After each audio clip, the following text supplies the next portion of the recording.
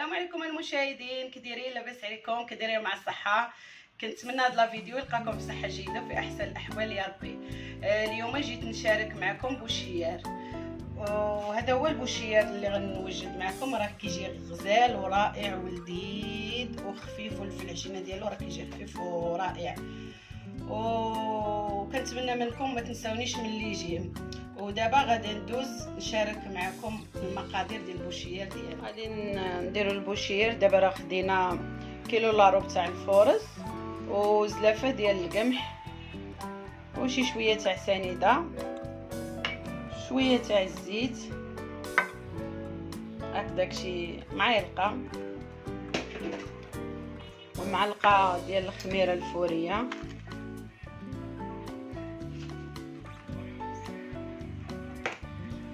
والملح حسب الذوق.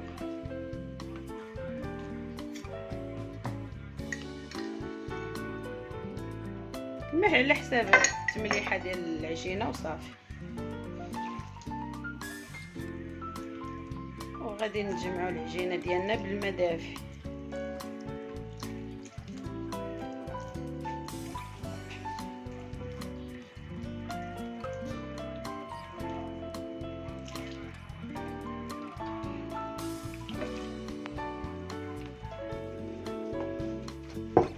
هاد العجينه نعجنوها مزيان مزيان تنجمعوا الدقيق ديالنا وندلكوها مزيان مزيان.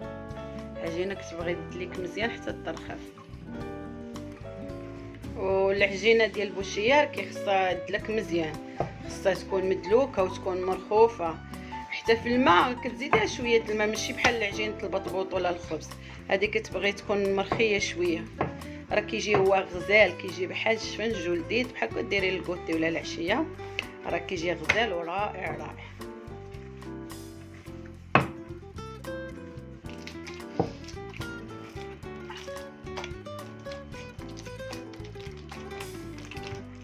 هاد العجينه راه كتبغي تدلك مزيان وتبغي تكون مرخوفه بحال العجينه ديال الشفنج، خصك ترخ فيها مزيان مزيان.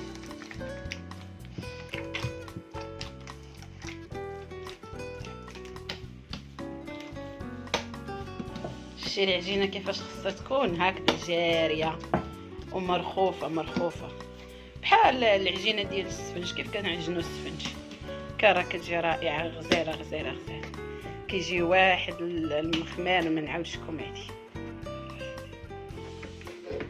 دابا غادي نشدو بانيو وغادي ندهنوه هكذايا بشويه تاع الزيت، ونحطو فيه العجينه ونغطيو العجينه بالسلوفان ونخليوه يرتاح واحد 15 دقيقه.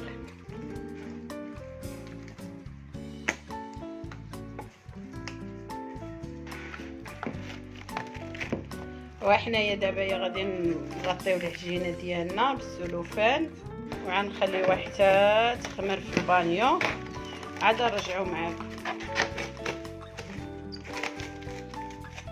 هاكا نزلطو عليها مزيان ونخليوها حتى ترتاح مزيان. ودابا ها هو البوشيار ديالنا، راه هو خمار، هانتو راه خامر، راه داير فقاعات، راه كيجي هكذا بحال الشفنج.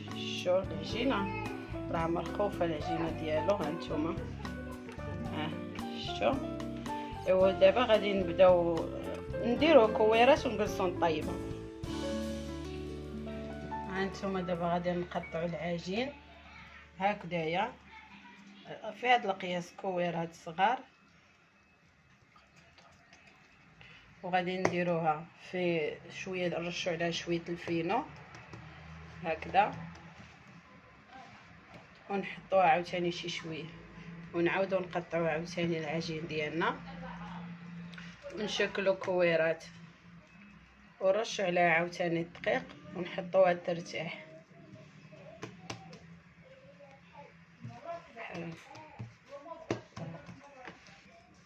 وغنستمروا في نفس الطريقه، اننا نقطعو نكورو ونرشو عليهم شويه تاع الدقيق ونحطوهم يرتاح.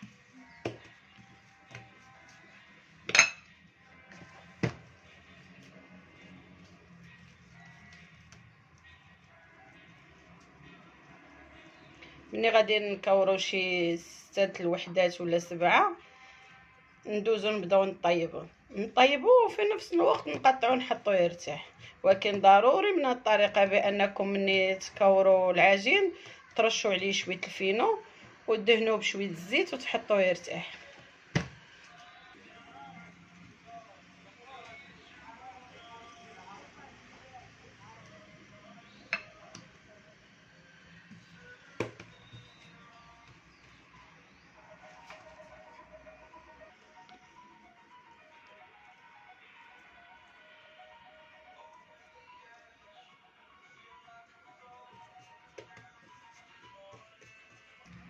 ودابا ها هو بعد ما ارتاح لنا البوشير ديالنا احنايا غنقرصوه. ما تقرصوش بزاف، شويه خليو شويه عامره، تخليها موين القريصه ديالك، وغادي نمشيو نطيبوه.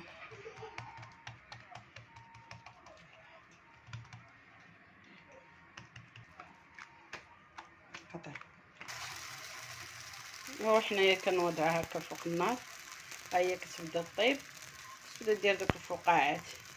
راه كيجي هاد البوشيه راه كيجي غزال غزال، كيجي رائع والله، مع واحد الكاس ديال اتاي يا سلام.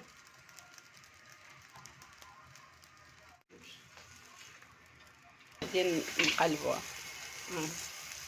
شتي مني تحمر هكا كتقلبي على الجال، راه كيجي كيفاش غنقول لكم، كيجي غزال غزال ومهوي ورطب وزوين زوين زوين صراحه. كثر هي الا دهنتوه بزيت العود ما نعاودش لكم.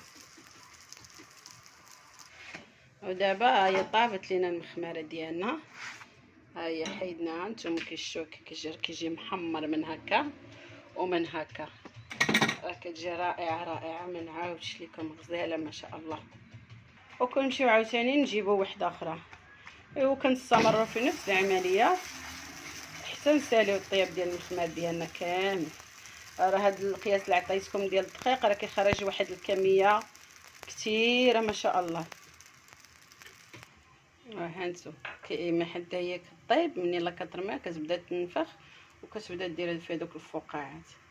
شفتوا كان راه كيجي غزال غزال والله.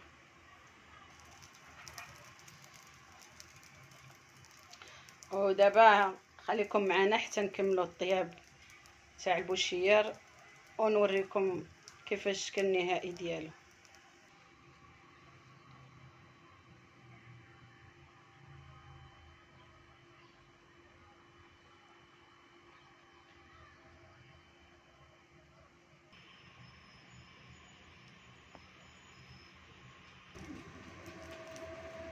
الشوم راه كيجي غزال وكيجي محمر وخفيف وزوين. انت كيجي خفيف خفيف زوين والله.